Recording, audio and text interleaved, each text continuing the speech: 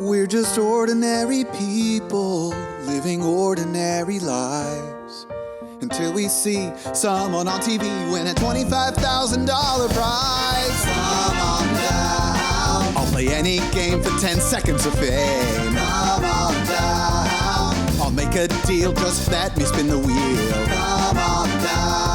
To win $1 million, all you need is a little luck and thorough knowledge of multiple disparate trivial subjects. All right, welcome to another all-new episode of Come On Down, the game show podcast that is nominated for 3 daytime potties. Yeah, and we did want to thank That's the when my national... niece goes to the bathroom. Right. So we got nominated for 3 bathroom times. Yes, exactly. She's not allowed to listen to the show because she's 4. Right. But if you were to ask her, how do you feel about the podcast, she would say, 3 potties. Yes, exactly. So, welcome to an all-new episode. I'm John Baker. I'm Jonathan Motney. And today we're going to be talking about a game show that... Actually, we've talked about some UK game shows before. This originated in the UK as well. We'll probably be talking more about the US version because we're better than them. At American accents. No, they're better at American accents. Oh, that's right. They can honestly. flip easier. Yeah, I just meant like freedom. Oh, okay. Right. And money. Ours, you get more money. Anyway, The Chase is the game show, and it's recently been brought back on ABC, I believe. Not Dave. Not Dave. There are only a few shows that can be up to the quality bar of being on a network called Dave. Mm-hmm. This isn't quite there, I don't think. Right. It's close. But Isn't there an actual show called Dave? Is there? Right? Little Dicky? Oh, yeah, you're right. Yeah, the Little Dicky show. Dave should be on Dave. Oh, maybe in the UK it is because it's on FX here. Okay. So maybe in the UK, Dave picked up the broadcast rights for Dave. That would be fun. Anyway, I think we have a sponsor to get us going. We do? You sent me over. And the sponsor sent it to me, and I sent it to you. All right, I just opened it up. It's called karmasutra.docx. Is that right? Is that the right file? Yep. Okay, it's a strange name. Right, correct. Okay. All right, I'll go ahead and get us started because it says I have the first line. The typical American male has only one apology stance. It usually includes puppy dog eyes, pleading, and sometimes tears. If you want to keep your relationship afloat, you're going to need some new tactics, especially if you mess up a lot or have a sex addiction. From the creators of the Kama Sutra comes the Karma Sutra. Okay, I was confused about the spelling in the document. Okay, yes. The universe has a way of evening out transgressions, and with this helpful book, you can be ready to ask for forgiveness in a fresh new way. Some of the forgiveness poses include the weeping snake. This pose is performed by laying flat down on the ground and wiggling back and forth while profusely crying. I'm actually very good at this. Are you good? Yeah. I'm good at that one. If there isn't a puddle of tears on your floor, then you're not advanced enough. A more amateur pose is the praying mantis. The poser gets on his knees and bends his arms similar to a praying mantis's. He then lightly claws at his lover's clothing, all while praying. What's a praying mantis? Hands? Not this. It's not this. Not this. The praying mantis have those like T-Rex long arms. Yeah, well, they're longer. Like I can't do that. For the non-visual listeners, Baker put his hands up in a praying motion as if to praying man ask for forgiveness. Praying man. Praying mantis. Okay, so it's hooked down. Correct. And then you claw at your lover's lightly, clothing, yes. all while praying for forgiveness. Correct. So, please God. So maybe it's more of like this. Okay. See, you can see why I was confused. No, I don't. And the most advanced pose is guaranteed to get you total forgiveness, the turtle release. I don't know if I want to keep reading, but after laying flat on their back and mimicking a helpless flipped turtle, complete voiding of the bowels commences. There is no other forgiveness pose more helpless and pathetic than this, and chances that your lover will take pity on you are very high. I think that's the end. Come on down, listeners. Get the Ringo Dingo pose outlined for free when they use the code MeSoSorry at checkout. It's got racist all of a sudden. The Ringo Dingo pose incorporates improv. It incorporates drumming And but it's an Australian thing as well. Right. So you're drumming, but you're also hopping up and down at the same time while you're air drumming, Like a kangaroo? like a dingo. Oh, like a dingo, right. Right. And then if you and your lover that you're apologizing to have a child together, you eat it. Wow. Karma Sutra. Just because you fuck around doesn't mean you have to fuck up the apology. Wow, that's a product. It seems pretty specific to the sex addiction part. It said for other things, but also... Yeah, this sounds like something that Tiger Woods would have needed to sign up for after getting in some trouble with Elin, his wife. Yeah. Which one do you think would be best for him? Which pose? I guess the turtle one. Just voiding his bowels all over himself. That's how, you know. Anyway, thank you to Karma Sutra for whatever that was. Anyway, today we're going to be talking about a game show called The Chase, as we said. So The Chase, it started in 2009 in the UK on ITV. Okay. Which isn't Dave. It's a different network called ITV.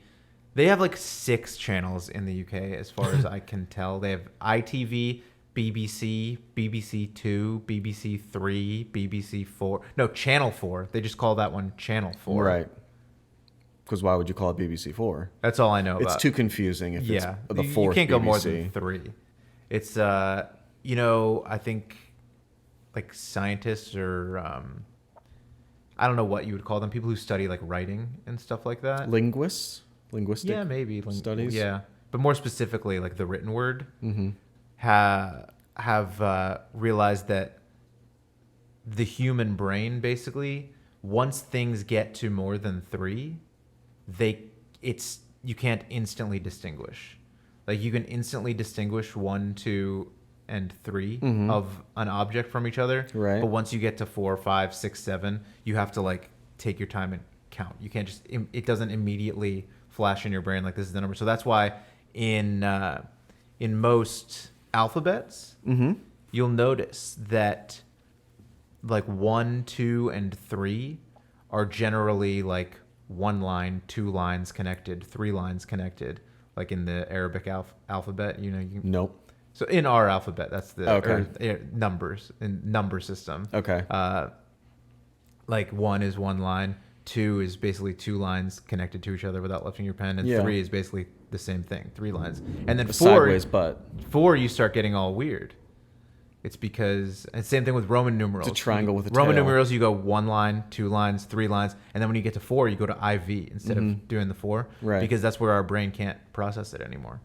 So that's why when BBC was coming up with their channels, they said people cannot possibly process a BBC 4. Right. It's Channel 4. That makes sense. I believe that's the science behind it. That makes sense. You said science multiple times in the description, so I imagine math. you did say math, and so I Can't believe argue it to with be it. true. So The Chase started in 2009 on ITV in the UK. It's an interesting game show because you are not competing against the other contestants on the show. You are competing alongside the other contestants on the show against an outside force. Yeah, some asshole smart guy. Yes, exactly. So that person who you are competing against is called the Chaser, and they are chasing you, the contestants. In the original BBC version, and this show is still airing on the BBC currently, there are 4 contestants competing against the Chaser. Which, contrary to popular belief, is not a shot glass filled with pickle juice, which is a common misconception. A pickleback, is that what you call that? Right. A chaser could be water or anything that is That was also my not nickname as in high school. disgusting. Was it really? Yeah. Why? There was one time in gym class, we were running and a pickle fell out of the back of my shorts, and people just started calling me that. I don't know why. From that situation, they called you Chaser. No, pickleback. Oh, okay. Yeah. That makes a little more sense. Yeah. Also, that's the nicest nickname I've heard from that specific situation. You've heard about that I'd say maybe situation a lot? I would say maybe maybe pickle pooper.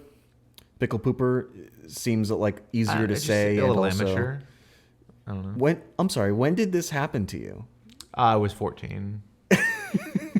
And you had the pickle in your pocket because did you squeeze it for with your later. butt cheeks all day to make your butt look real nice and tight? I like my pickles a little warm. And the place that you put them What's the is warmest? your butt. What's the warmest place you can store a pickle to warm it up? I don't know, an armpit probably. Yeah, but think about how much you're moving your arms around. You're not moving your butt around that much. Anyway, Oh my god. the chase. It was 4 contestants against the chaser, who is basically a very smart, good at trivia person. A human. Yes, a human that is very smart and good at trivia. And so I think it started in the UK originally. There were 2 potential chasers who were Mark Labette and Sean Wallace. And over the years, their roster of chasers has grown to 6 now. Whoa. So there are 6 potential chasers that you can face off against.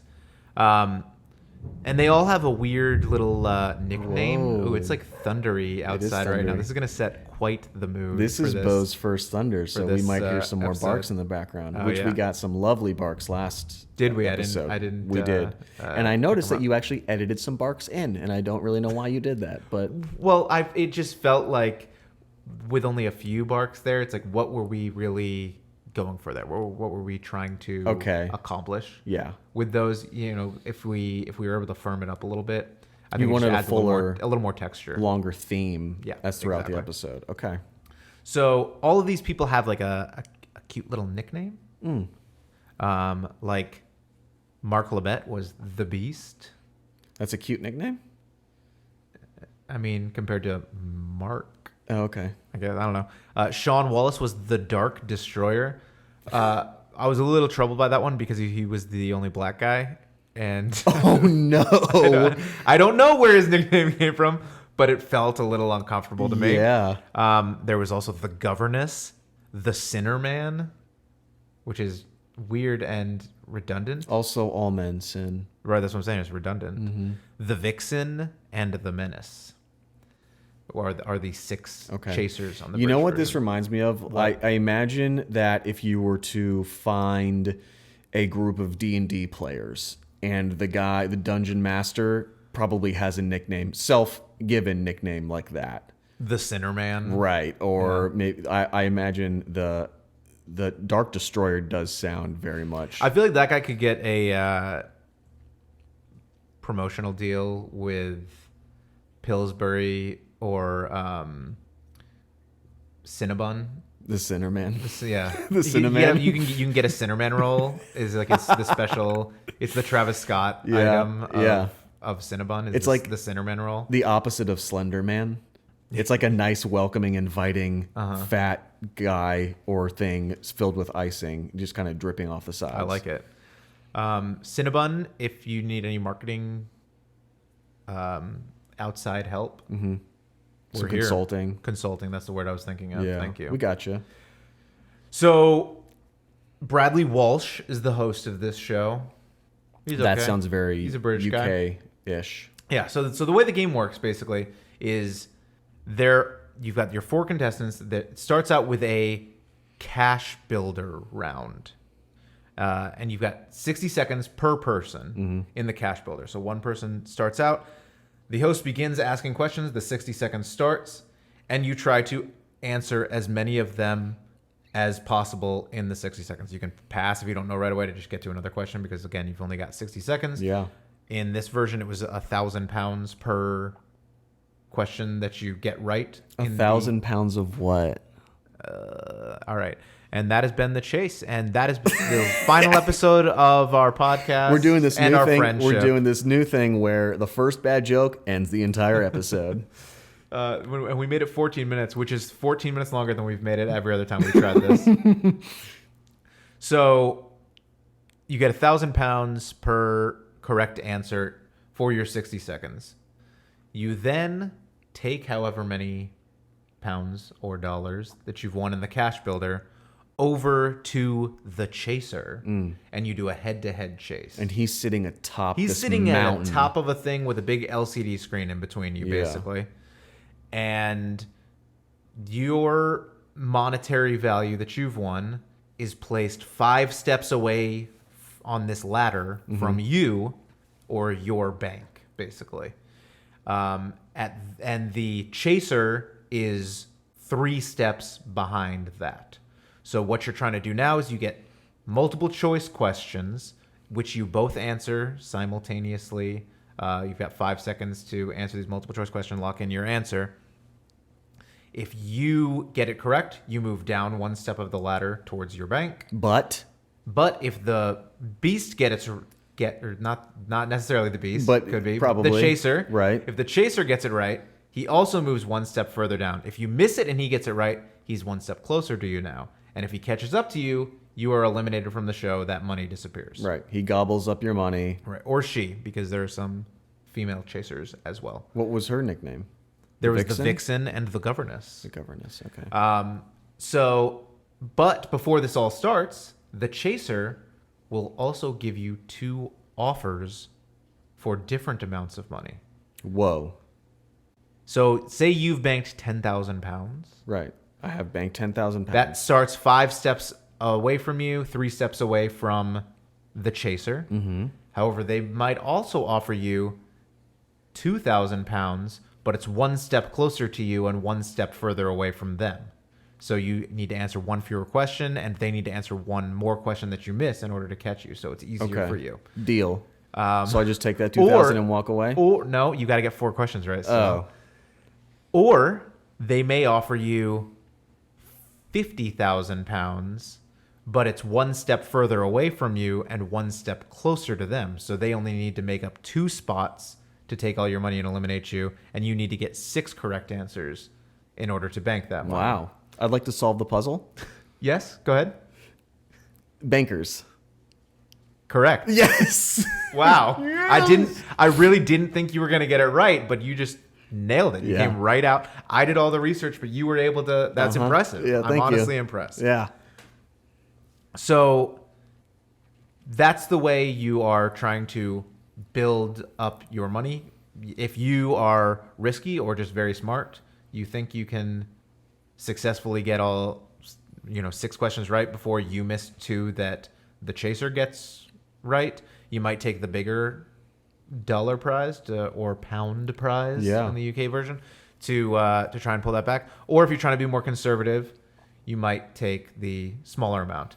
They do give you kind of the opportunity to talk it over with your other contestants before deciding what to do, which has its pluses and minuses. Because, for example, if you're the last one to go and the other people have succeeded, say, and built a decent bank, and you did poorly in the cash builder round, they might not want you on their team going forward. Right.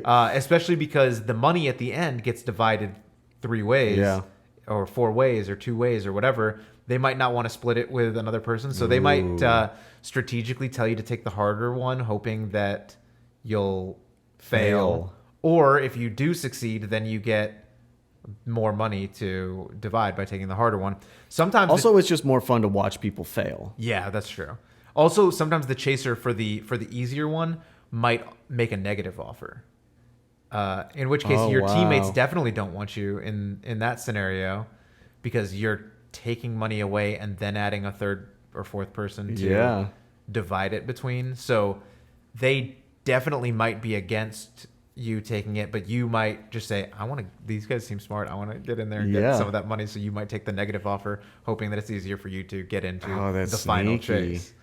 So from there, however many people advance, so in the UK version there's 4 contestants, so 1 to 4 people can make it to the final chase. Yep. However many people make it,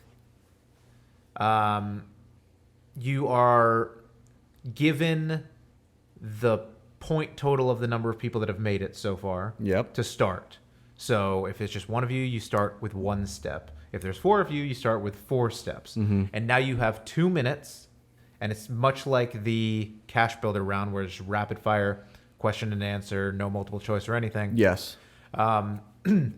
To answer as many questions correctly as you can in this 2 minutes. Yeah. And if there are more than one person, you have a buzzer and you have to buzz in, and only the person who buzzed in can give the answer, and there's no discussion amongst yourselves. It's like Jeopardy, but on steroids. Because it's super, super fast. And except you're not competing against each other. Right. And you're also not have to answer in a question form. And also Alex Trebek is not there, and it's not called Jeopardy. But everything else... In the fact that there are questions and answers. Okay, so questions, answers, and buzzer, I guess, is the closest.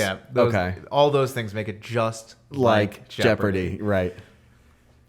And so you're trying to get as far up this ladder or whatever as you can, as many spaces. Not so much a ladder as it is a It's sideways. Yeah, exactly. Yeah. But you're basically just trying to get as many questions right as you possibly can. You want in a this time buffer. frame. You want a buffer in between you and the chaser. Right, because then what happens is after your 2 minutes are up, however many spaces you're able to move over, now it is the job of the chaser, who has 2 minutes to try and catch up to you. And so they obviously don't get any of the head starts of the number of people. They start at 0, whereas you might have started anywhere from 1 to 4. The chaser now is trying to... you had all 4 people, you got 16 correct, you've got 20. So now the chaser has to get 20 in 2 minutes. Yeah.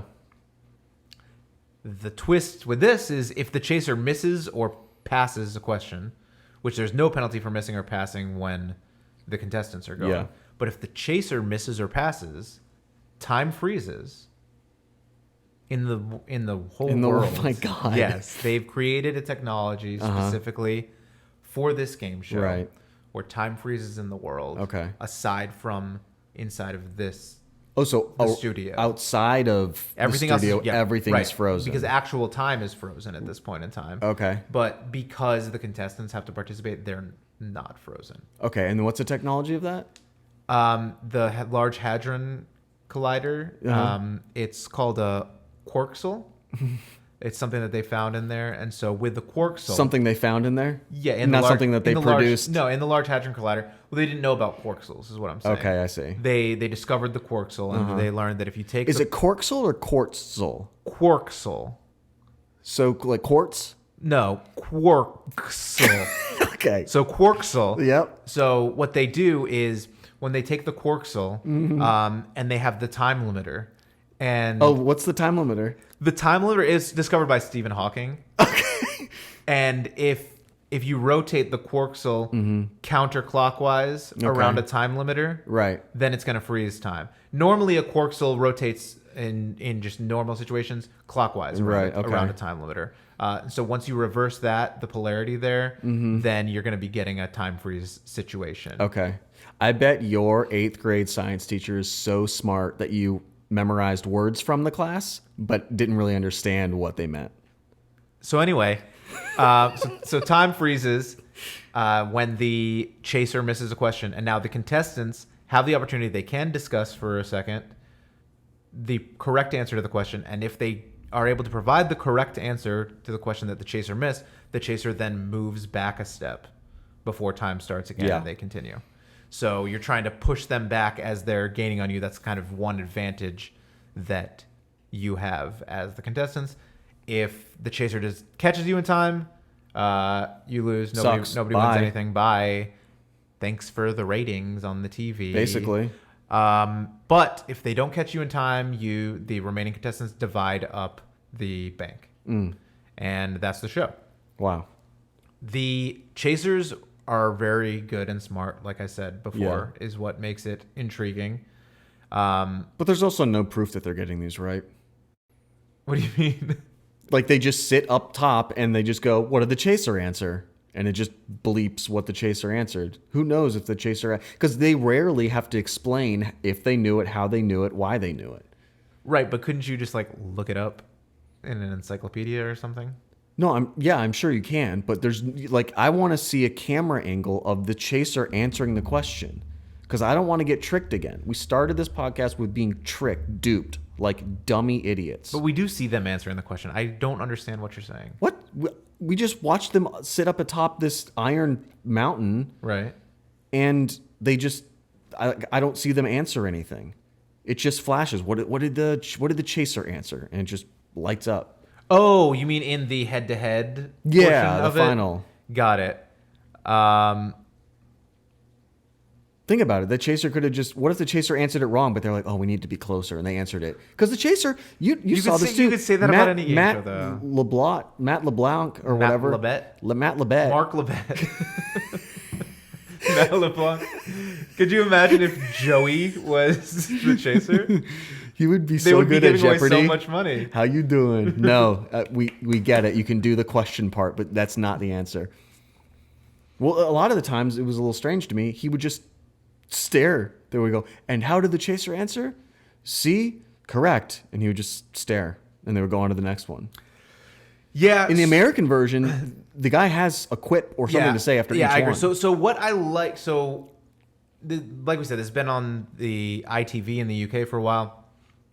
It premiered in the US on the Game Show Network in 2013, a new version of it. So in this version, it was hosted by Brooke Burns. She was on like Baywatch Hawaii. Okay, that makes sense for this show. Some things. But anyway, and in this Game Show Network US version, the only chaser ever is the Beast, Mark Lebet. And also in this Game Show Network version, he is only ever referred to as the Beast. Okay. They don't ever say that his name is Mark Lebet. Brooke Burns always just refers to him as Beast or Beastie or something like that. I felt like Brooke and the Beast had a pretty good rapport, which really helped the US version. Because what I also liked was he was pretty mean. Okay. Especially when he's doing like the offers for the lower and higher values that you could have in the head-to-head chase portion.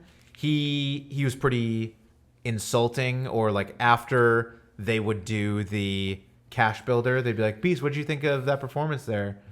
And he was like, "Yeah, it was pretty pathetic, honestly. It was pretty embarrassing, and I don't think this team wants you moving on to be with them." Like he would be pretty a comic insult guy, basically. We're talking on the same level as You're the Weakest Link?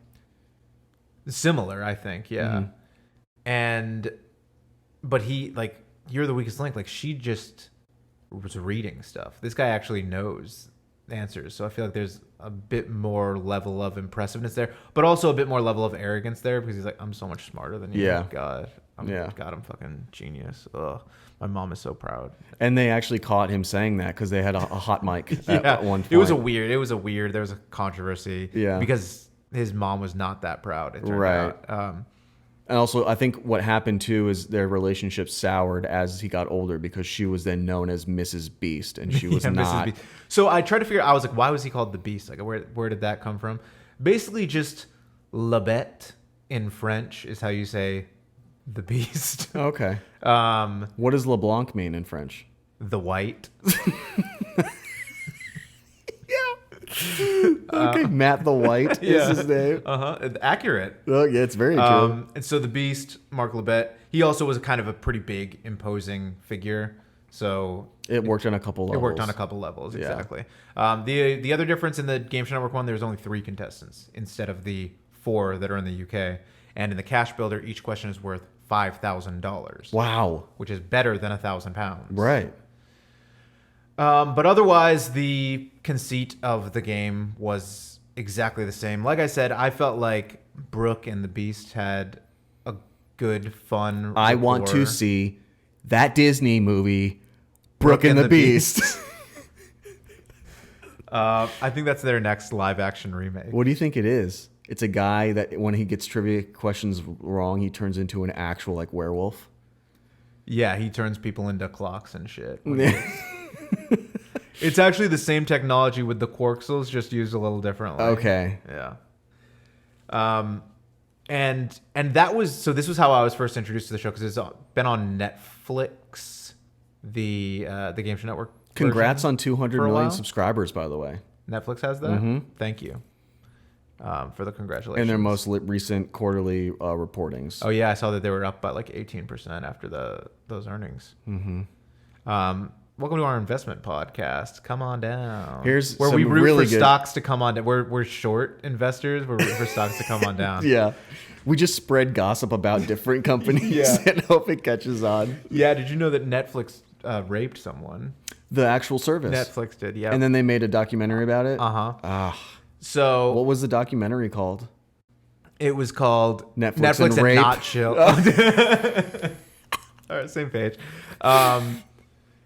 So this aired for 4 seasons. Pretty short, though, 51 episodes total across those 4 seasons on the Game Show Network from 2013 to 2015.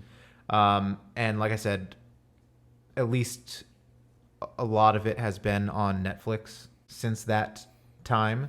This is a show that I think I discovered on Netflix. My wife and I watched it. We both enjoy it. I like seeing... Does she truly like trivia stuff as much as you do? Not nearly as much as Okay, I was This gonna is one say, of this is... Yeah, no, this is one of the things that is like kind of like rare that that we found and both enjoy. Okay. I mean, she like she'll watch like Jeopardy and Wheel of Fortune and stuff. But mostly like she sticks to like the 5 food groups of Right. TV, like Murder, Mm-hmm. The Office. Mm-hmm. Parks and Rec? No, Murder, The Office. Fat people who say they want to lose weight but don't actually try to do anything. My 600-pound life. Yes. Foreign Brides and Catfish. She still watches Catfish? Or are you saying those Yeah. are the 5 food groups of... Yeah, and she watches all 5 of those. Wow. Yes, she still watches Catfish for Okay. sure. I watch it with her sometimes. I think it can be enjoyable. Catfish, it got old after 1 season. The same thing happens Yeah, but over now and over and they over. do it on Zoom because of the... So worse? Yeah, well, I think... Is it as entertaining as the... No, not for sure. But I think what this season of Catfish, where they've been in quarantine and doing it on Zoom, has proved kind of how much fake work they did on the previous seasons, because they would travel around the country and contacting these people and all this stuff, but they're able to do it in like 1 day over Zoom now. Yeah. So it kind of proves how easy it was to find all of these. So MTV was like, catfishes. you What were did we- screwing our budget for so why long. were we giving you all this money? Okay, But because yeah. I the dichotomy of breaking the barrier of the interwebs by doing the face-to-face was, created the tension. And Right, now they just do it over Zoom. Yeah. We Which got is- catfished once. We did get catfished. Yeah. Our friend's fake hot cousin or... Friend. Ex-friend or something. So, okay, quick story. We had a friend. I'm going to call her Jessica because that's our default girl name. girl name. So Jessica was a friend of ours. This is probably like 2004. Yeah. We were in high school. We were like 17 or 18. And horny as hell. Hey, man, speak for yourself. I was hornier. And so our friend, I believe this is weird because this started with you. Mm-hmm. She told you about her friend. Do you remember what her name was? No. It was like Lexi or something like that, let's say. It was kind of a trashy name Right? like that. Well, sorry, Lexi. Sorry, lexicon. But so it was some name like that. She was like, yeah, my friend. She like showed you pictures of her or something and then gave you her AOL screen name. Yeah. So you sure it was senior year? Yeah, I'm pretty sure. AOL screen name. I Yeah. feel like I wasn't using AOL. No, I was still using AOL until like 2013 or something. Really? Yeah. Okay, maybe it was. And so you were like messaging back and forth with her or whatever. I was flirting hard. Right. And I felt like I was crushing it because I was getting great responses. I thought you were crushing it too. Thank you. I was very proud of you. Wait, And were you the... don't worry about it. And so And so then she kind of just like disappeared and stopped responding. Yeah. At a certain point. I think wasn't it when we were trying to meet? Yeah. So like she wouldn't meet, whatever, and then she started talking to me like a month or two after that. This Lexi did on AOL. Yeah. And I was like asking for her phone number, and she wouldn't give me her phone number. And then so I asked Jessica for her phone number. And she was very weird about it. Like, it made her uncomfortable. Like, she was like, no, we had a big falling out. Like, she's bad news. You don't want to talk to her. Please stop talking to her. Like, she's bad news. For me, please stop talking to her. And I was like, this is really weird. And you say, excuse me, do you know how horny I am right now? Yeah. And so obviously I kept talking to her. And I mean, it was just like general chat for the most part. It wasn't, there was no like sexting or anything like that, at least for me. I don't know about you. I don't think so. Involved in this. It was just kind of like general chat, getting to know you type of thing.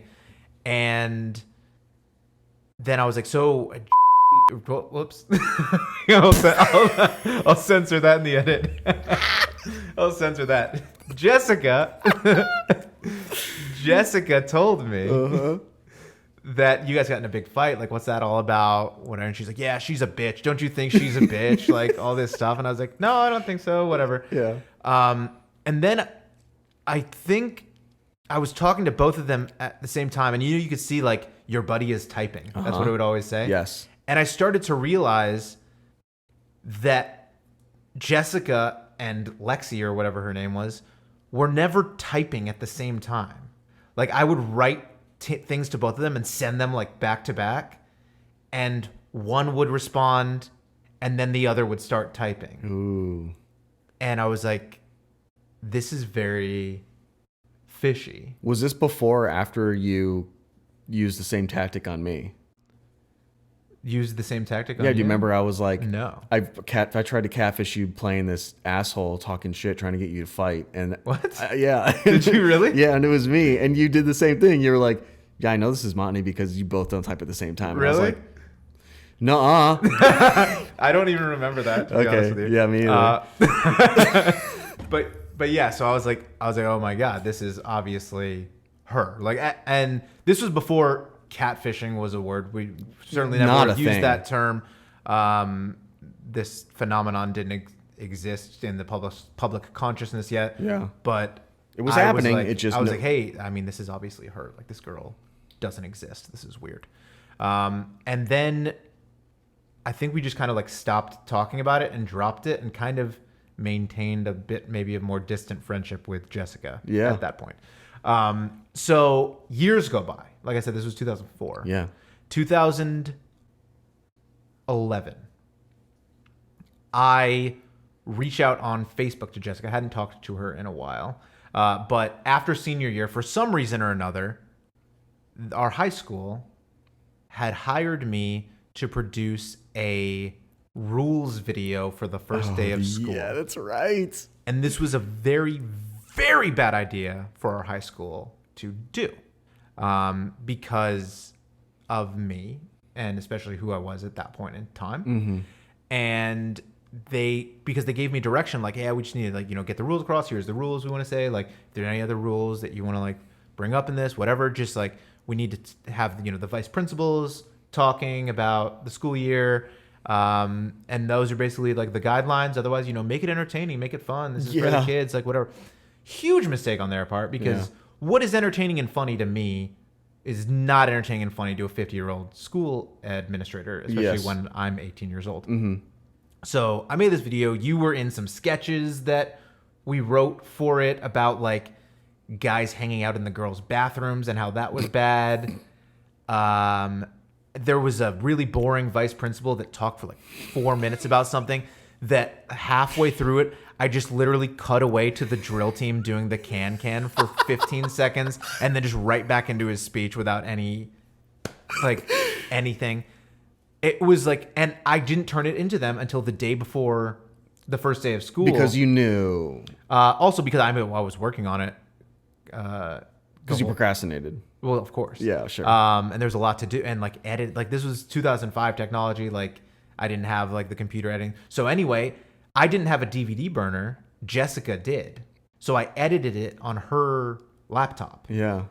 And years later, I was thinking of it, and I thought, man, that was so funny, because I remember, like, I went up to the first day of school when they watched it, and I remember, like, walking through the halls and seeing my old AP history teacher, and he saw me, and he was like, what the hell, dude? How did you get away with that?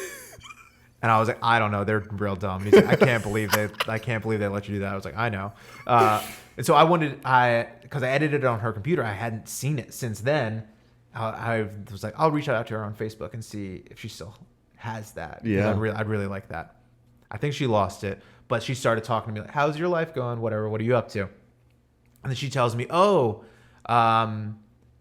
I've been making like YouTube music videos. Like I'm getting more into music. And she sends me like a recording, like just an audio recording of a song, like a cover of an REM song, I think. And I was like, oh yeah, that's pretty good. And she's like, yeah, here's a video. I put it on YouTube, but I deleted it because people were being mean in the comments. And then it was like on TwitVid or something like that. And I was like, oh, okay. And I watched it, and it's a very low light. But it looked like her like singing this song, whatever. And I was like, oh, cool, whatever. And I don't know, I think just like my spidey sense tingled. Yeah. And I started doing some like, oh, you know what it was? I was like, oh, I'm not familiar with this REM song. And So I went to YouTube and I like searched that REM song, and I found this cover of it that was the video that she just sent me. Yeah. And I clicked on it, and then I went to the channel of that person, and it was a girl that kind of looked like her, but was very clear in all the other videos was 100% not her. Yeah. So again, this was 8 years later. This was like we were 25 years old. Yeah. Fully formed adults at this point. And she was doing a new, different kind of catfishing. And literally for no reason. Like, I haven't talked to her in years. Right. The first time I catch back up with her, she starts pretending to be a different person making music on the internet. Right. But sometimes people will fall back into how they acted with certain people. So weird. And also, this was a year after the movie Catfish came out. And in that movie, one of the ways that he found out she was fake is because she had sent him fake recordings of songs that she claimed to have made. It was literally like right out of the movie. Like, she watched that movie and she was like, oh, that's me. I'm the hero of this movie. I'm the star. Oh my God. And then she did it again. Yeah. And I haven't talked to her since then. That's got to hurt you to have someone insult your intelligence like that multiple times. No, I think I was just confused. I wasn't hurt. I was just like, what's wrong with you? Yeah, why? Why? Why would you do this? Why? Just give me the thing I want from you and go away. Give me the video. Yeah. Or the sex or whatever. So it's What? still... No. That was, at that point, it was the video. Right. So yeah, that was our catfishing situation. It was fun. Really weird. And again, catfishing at the start of this wasn't even a thing. And then because I remember when that documentary came out being like, oh my God, that's crazy. This is just like this girl in high school. Yeah. And Jessica. Then Jessica, to be clear, as it will be censored later, Jessica did it again after the movie came out. So that was wild. Anyway, the chase. Don't even know how we got to that. Well, the chase is kind of relevant to catfishing. That's true. You're chasing love. The chase. People love the chase. People love the chase. It is back. It is now on ABC. Chase is back. All right. And that is the song that plays Right. At the start. You're not of the the show. only one that can sing on this podcast. That is that. Honestly, that was like listening to angels. And what I mean is baseball players on the Anaheim Angels just screaming at the top of their lungs. Exactly. Yeah. It's back. The Beast is gone. Oh no. Brooke Burns is gone. Replaced by Sarah Haynes, who's on like The View. Uh-huh. And she is 100% cotton. What? Haynes. Oh, okay. Okay. Took me a second. Thank you for that. You're welcome. In lieu of the Beast, we now have the 3 greatest Jeopardy champions of all time. Whoa. Those being Ken Jennings, James Holzhauer, and Brad Rutter. last year, about a year ago exactly, they competed in like the Jeopardy Greatest of All Time series. It was like a best of 7 who could win the most Jeopardy games. That's show. crazy. Because I think at that time, Ken Jennings had the longest winning streak in Jeopardy history. Brad Rutter, with like the Tournament of Champions and stuff that Jeopardy does, he had the all-time highest total winnings from the show of Jeopardy. Dang. And James Holzhauer had the top 10 single highest winning days in Jeopardy history. So they're all very smart. Ken Jennings went on to win that championship. I think it was like $1 million or something like that. And so now he is overtaken Brad Rutter as the winningest Jeopardy person ever again. So anyway, those 3 guys are the chasers now. And again, it alternates every episode. Yeah. Which one is in the big seat up on top of the little mountain that he's got there.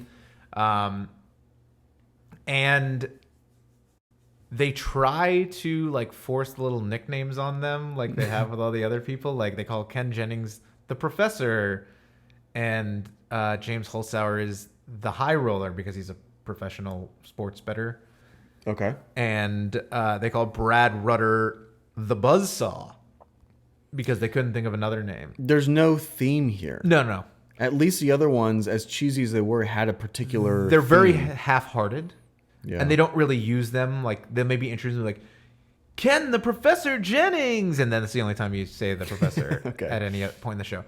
What's kind of interesting that they do is they have the other 2 non-competing people in like the green room watching the show. And every once in a while, you'll get a bit of commentary interjection from them on what's going on the show. It looks like the Matrix room when Neo discovers all the different televisions showing him that the Matrix is multiple levels. He's doing funny quips also. He's doing hilarious quips. Mr. Smith, more like Mrs. Smith. Mr. and Mrs. Smith, the movie. He was referencing the movie Mr. The movie Mrs. that Smith. broke up Brad Pitt and Jennifer Aniston. They broke up after that? Well, he was in that movie with Angelina Jolie, and supposedly that was... A new chase occurred at that point? Yeah. So they're in there kind of interjecting with some of the things there. It's almost exactly the same. They've changed a couple things. Like, you don't really see the contestant before they choose in the head-to-head portion, before they choose what money value they want to go with. You don't really see them conferring with the other contestants much. You think it's COVID related? They don't want them like talking at the people? I mean, they're still like 15 feet away. Yeah. But so they don't really show that part. I think they might still do it, just not air it potentially. Because it's boring. And then I liked this change. Instead of, so in the final chase, when they get their 17 correct or whatever, instead of the chaser starting from 0 and trying to get to 17, it starts at 17 and works backwards. Yeah. I like that. The visual of that works better It's like, for me. we fought this way, and then now I'm taking that it's like space taking it back. Exactly. That works better for me than the way they had done it previously. Yeah. I like that. The problem is like, so Sarah Haynes. So now it's in this. There's only 9 episodes, I think, this season. They're all on ABC. Obviously, higher viewership, higher ratings, more money. So it's $25,000. I loved this per part. question in the cash. I builder, loved this part. which can be. I don't think I ever saw anybody get over 125 in that part. Mm-hmm. But then, like, some of the chasers, like Ken Jennings, is like, yeah, come a step closer to me. I'll give you $500,000. Like, just insane, high dollar values. But I mean, all these people are scared of these Jeopardy champions, because, as they should be. I mean, Jeopardy is like the pinnacle of trivia game in the United States. Jeopardy is the Harvard of trivia. Exactly. In that if your dad did it, you can do it too if you have enough money. Right. And then as long as you join the Skull and Bones, you become president of Jeopardy. Yes, that's true. And you can like sacrifice people, and there are a lot you can. And what happens if your friend is a photographer and he's trying to get information about the Skull and Bones? Sometimes they get into a scuffle and he's dropped on his head and his neck breaks, and then you have to cover it up. Is this like the movie with Ryan Phillippe? Or what are you talking about? Yeah. But is Ryan Phillippe in it? Yeah, I thought so. Yeah, but it's also the guy from Joshua Dawson's Creek. Jackson? Yes. Yes. Yes. That movie was cool. I feel like I'm sure it's terrible. I think now. my mom wouldn't let me see it when I was young. Why? I don't think. I don't. There's maybe probably, there was a maybe sex she was scene in scared it. I wanted to join. Well, there's. Which I do to this day. So if you're watching George W. Bush or other affiliated people, just shoot your boy an invite. Shoot your boy an invite on Google Chat. I guess, yeah. Sure. So, I've not seen. So there's been 3 episodes so far. I've watched all of them. I don't think I've seen a single person take the higher dollar value. Yeah, I didn't Everybody's see it. scared. I've seen a few take the lower dollar value, and most take what they earned in the And just go from there. in the cash builder. I feel like Sarah Haynes reads the questions a lot slower than Brooke Burns did. That's exactly what I don't like. I think 1, she reads them slower, and 2, she reads much longer questions for the final chase. We need to like boom. This is rapid fire. Yes. Like let's like. So interestingly, before he was a Jeopardy champion, before he was a chaser, James Holzhauer was on the Game Show Network version of The Chase as a contestant. Wow. And I mean, he's probably the greatest Jeopardy player of all time. He doesn't have any of the long-term records in Jeopardy, but in terms of game theory combined with trivia knowledge, I think he's the greatest player ever. Mm-hmm. And that really showed off when he was on The Chase as well. Because and remember, this was only $5,000 a question on the Game Show Network version on the Cash Builder. Yeah. In 60 seconds, he got 12 correct, which I don't think anybody else has ever come close to getting 12 correct. Like if you got like 40,000, that was a really good. If you got 8 correct questions in the 60 seconds, he got 12 of them. And then all 3 people made it to the final chase. And so they started with 3. They got 24 more questions right in 2 minutes. So they had 27 total. By the way, of the 24, James buzzed in and answered 19 of them for his team. Right. And when the time ran out, the Beast was still 17 questions away Wow. from them. Wow. So I think that was the most dominating contestant performance in the history of The Chase. I was reading an article from when James Holzhauer 2 years ago was on his big Jeopardy winning streak. And Mark Labette, the Beast, was interviewed as part of the article and because, you know, he had faced him on The Chase 5 years earlier or whatever. And part of what he said was he was giving credit to American game shows because he said in the UK, they would have just never put this guy on the show. They wouldn't put people this good on the game shows. Yeah. Whereas on the Chase US and on Jeopardy, they put like the best of the best on there and they're not worried about it. And again, I think that's probably part of the cultural difference that we've talked about in terms of UK and US game shows is that US is so much more competitive. Yeah. And the UK is kind of a little more fun and freewheely. Yeah. In the US, we just want to win and win big, and we love to see people win and win big. Like Jeopardy's ratings were never higher than when Ken Jennings was on his 74-game win streak, when James Holzhauer was winning $70,000 every single day. Those are the pinnacle of, you know, modern Jeopardy ratings. And so he kind of talked about how, you know, obviously how brilliant James is in terms of his game theory, his knowledge, his quick access to all of that knowledge as well, and all that stuff. And so, like the episode where, so there have been 3 episodes so far. Each of the 3 Jeopardy champions has been the chaser one time.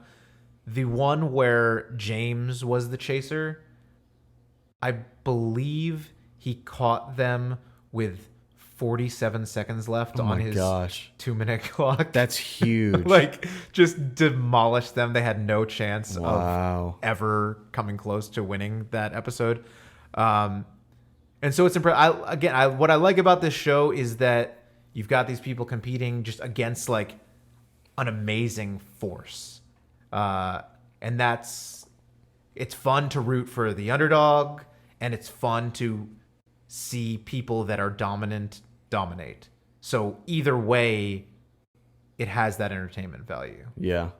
I like to see how many people can't beat one person.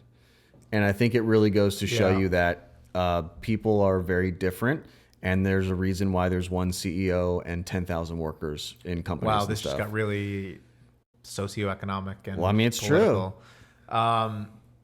But yeah, it's I think a pretty good show. I think a not perfect but quite good trivia game show. It's very hard. We've talked about I'm very into trivia and participate in trivia contests and things like that. Is way too hard for me. Yeah. Like it challenges you. I think that probably the difficulty will probably turn some viewers off, because even Jeopardy, there are categories where you could know every answer because you're like, oh, I know this category well. Yeah. You might know like one question on the chase, and then the next question is about like the former capital of Kathmandu or something, and you're just like, oh, what? Even when in the head-to-head chase where it's the 3 multiple choice answers, incredibly hard still. It's very rare that it's one obvious answer of the 3 like it is on Who Wants to Be a Millionaire or something like that. Yeah. It's still very, very difficult questions. And of course, I also do like that a lot of times the chaser gives and even the contestant will give their logic of why they got to one answer or the other. Yeah. I kind of like that. I like hearing I knew that this happened in the 80s, so I figured that this person would have been too young, and so it must have been this person, whatever. I like hearing that reasoning and knowing that they got that reasoning processed in 2 seconds that it took them to buzz in their answer. There was one, there was a British one that I was watching, and the lady, it was like, what part of the body is the thyroid in? And she said, well, she answered the throat. And she said, well, I'm thinking thyroid glands are in there, so I'm thinking thyroid. And if she hadn't have said the words thyroid and thyroid, which made the logic seem kind of sound, she essentially just said, this word sounds like this word. Right. Not great logic. And so, I mean, it worked though. It was throat. But do you remember the time that we were playing Cranium and there was a word that sounded like animatronics, and I was like, my logic out loud to our team was, as like animorphs. Animorphs, they transform into something, so I think this word means something transforming into something else. And I got it right, and you were like, that's not what it means at all. The logic is so faulty. And I was like, got it right, bitch. Because the anima in Animorphs came from animals. Well, the morph was what determined that they transformed. But it combined makes morph. If you can't just say the morphs, then people are like, what are you talking about? I don't remember that, but I still want to argue with you on your logic. I don't remember that at all, but I will argue with you to the death on it. But yeah, I thought it's good. It's a good show. I think this version is a little clunky. I think it could use some better editing and stuff. Like, I like the idea of the other chasers, the other Jeopardy champions, their interjections and things like that.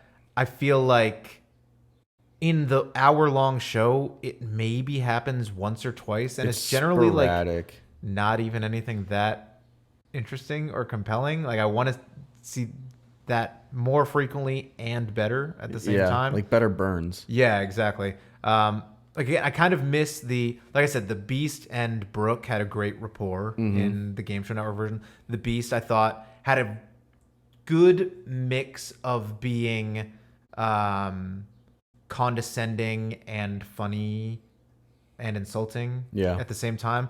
They try to do that a little bit with these guys. They don't quite have the right, I don't know, style. Like James, for instance, he seems very socially awkward in general. And so he's very monotone kind of in everything that he does. Like, I don't know that his insults necessarily work that well. But like we said, I feel like Sarah Haynes is very slow, especially compared to Brooke in reading the questions and getting through them. Like I said, James was able to get 12 correct in one of the cash builder rounds. 1 minute. In the 1 minute with Brooke. I counted how many questions were asked in one of the 1 minute things on the new episode, and it was 7.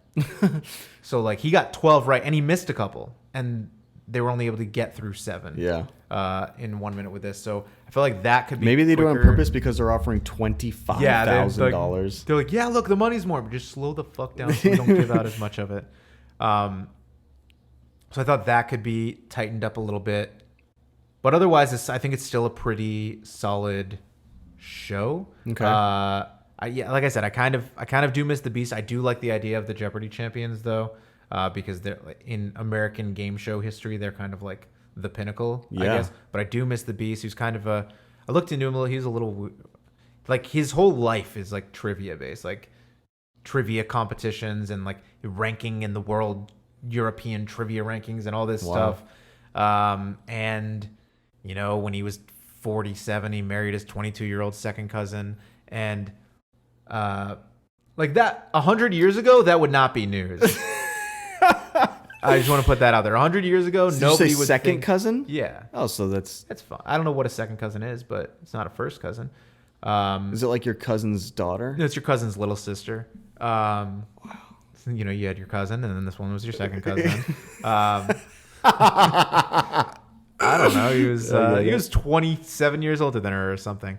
But so yeah, that's a little controversial today. Wouldn't have been 100 years ago. No. But yeah, I like it. What are your thoughts? I have some make it betters. Good. I'd love to hear them. Bring in physical money to heighten the tension. You just love to see piles of money. It seems like fake Monopoly money when the only time we ever see this when it's just on a screen. Exactly. Like when we're playing poker, you know, You're it's playing all with chips. it's just chips. Right.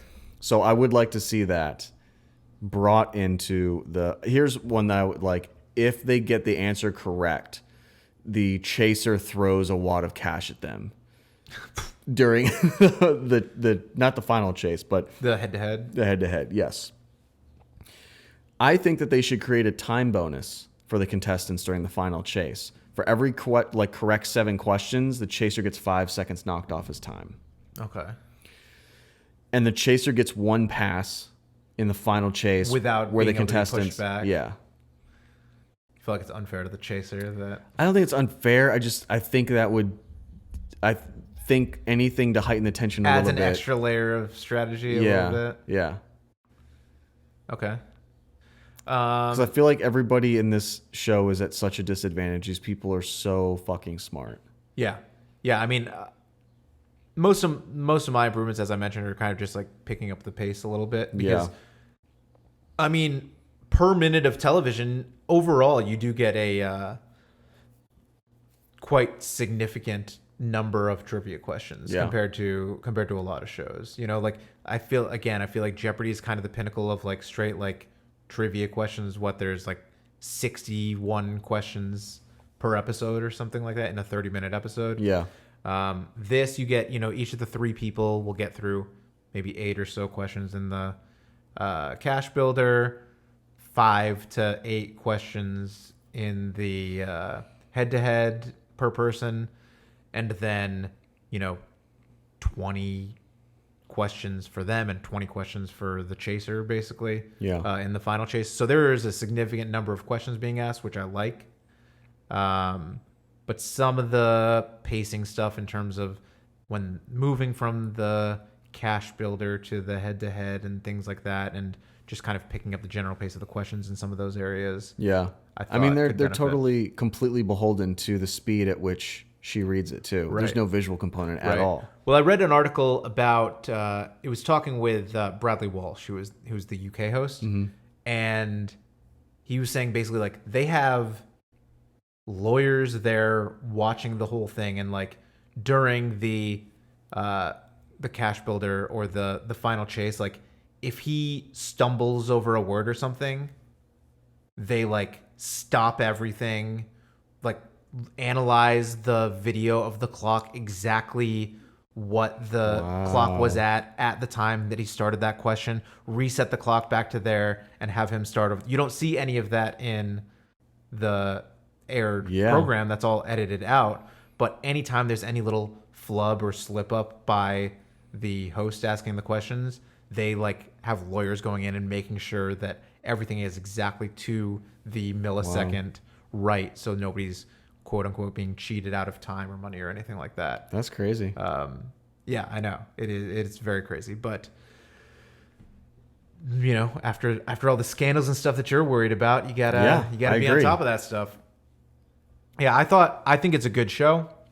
I enjoy it in terms of basically a straight trivia show. I think I give it a 4 out of 5 buzzers. I'm giving it a 4.5 buzzers. Wow. Okay, you like this one? I did. It was fun. The tension was tight the entire time. The amount of money was good for me to be interested in actually winning prizes. Yeah. And you know, watching people dumber than me makes my self-esteem higher. So I knew that one, you idiot. I knew that one. Yeah, you dummy. I just can't imagine, as with any of these game shows, just being on the spot. Like when I'm sitting on my couch, I'm like, easy, got it. This one, this is the answer. This is the answer. But you got hot lights on you. In that spotlight, I think I would crumble. Yeah. Crumble. I don't think so. I think because we've done stuff in spotlights before. Yeah, I know, but like if you have to answer like that rapid fire, I think that's what would screw me up. I think like you give me 3 seconds to formulate an answer. Like even on Jeopardy, I can read the question before he finishes reading it and be ready to prepare an answer before you're allowed to buzz in on Jeopardy. On this, it's like they're speaking, they finish speaking. They don't even have to finish speaking. You can cut them off if you know the answer before they finish the question. Just that time limit, I think, would really put the pressure on and mess with your brain. But anyway, so yeah, average is a 4.25 buzzers from the two of us. Nice. Pretty impressive. Yeah, it is pretty impressive. And yeah, that's it. Anything else to add? Just want to give a quick shout out to our second sponsor, H.J. Heinz II, the heir to the J. Heinz Company, who was a 1930s Skull and Bones so graduate. Heinz, the ketchup is sponsoring us, or just the guy? Yes. Okay. This has been another episode of Come On Down on The Chase. You can follow us on Instagram. You can like our post like Ruby Rose, the famous actress, did the other day. And then unlike it. Don't worry about that part. Just worry about the like part. I will edit out that second thing that you just said. Follow us on Instagram at Come On Down Show. Email us at comeondownshow@gmail.com. Whatever. We've got a website too. Google it. It's not going to show up in the results. No, it's not. And we will see you guys next one. You know what? Next week. What did you just say? Next wine. Next wine. Next wine. We'll see you guys next one.